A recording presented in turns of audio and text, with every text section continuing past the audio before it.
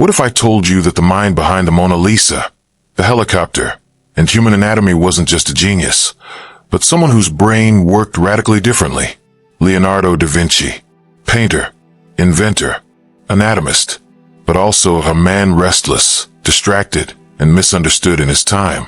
Today, we explore the question, was Leonardo da Vinci neurodivergent? And if so, what does that mean for how we define genius?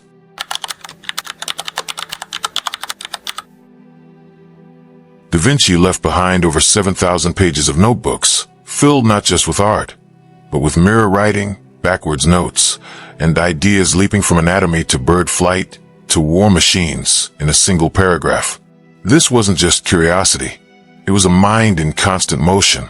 He often started dozens of projects, finishing only a few. In today's terms, we might call that executive dysfunction. Researchers at King's College London and historical biographers have suggested that Leonardo displayed clear symptoms of what we now associate with ADHD. Modern science tells us that ADHD is not about lacking attention. It's about regulating it. Leonardo could fixate obsessively on dissecting a heart or drawing water eddies, but abandoned paintings he was paid to complete. Sound familiar? He would write notes like, "Learn how they walk on ice in Flanders." Then immediately sketch the human uterus. It wasn't chaos. It was patternless brilliance. His biographer Walter Isaacson noted, he was easily distracted, but his distractions led to discoveries.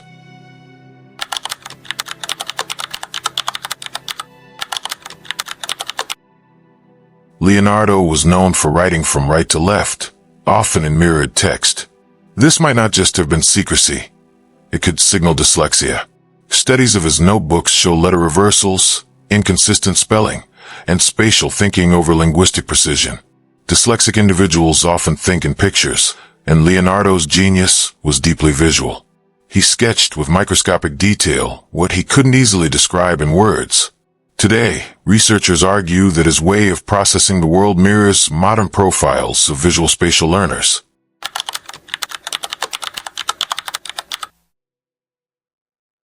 What if we viewed Leonardo not as a flawed genius, but as a neurodivergent pioneer whose brain shaped history?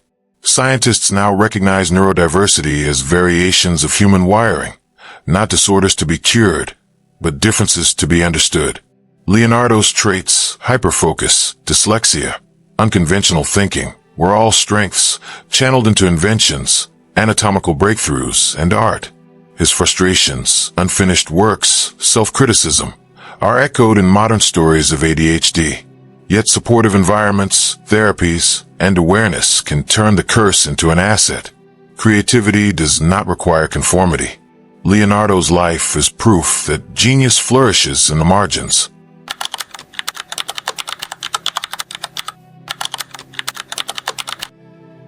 Of course, Da Vinci was never formally diagnosed, and diagnosing historical figures is controversial.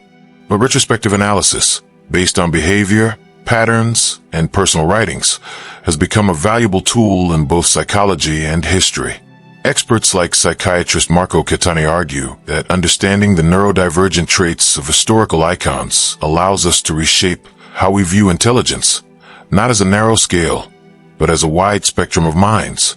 If anything, studying Da Vinci's brain gives neurodivergent individuals today a role model, someone who wasn't broken, but brilliant in his difference.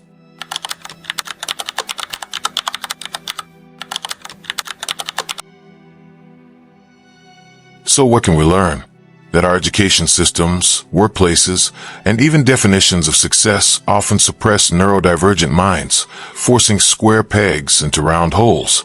Leonardo's story is a reminder that brilliance may look chaotic, that genius might forget appointments, miss deadlines, or doodle on the margins, but also imagines flying machines 400 years before planes. Let's stop pathologizing difference. Let's start nurturing it.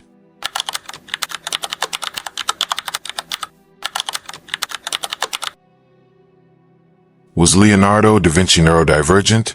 We may never know for sure, but in asking, we learn to see intelligence differently, not as a single flame, but as a spectrum of sparks. If your mind doesn't work like others, maybe it's not supposed to. Maybe, like Da Vinci, your difference is your design.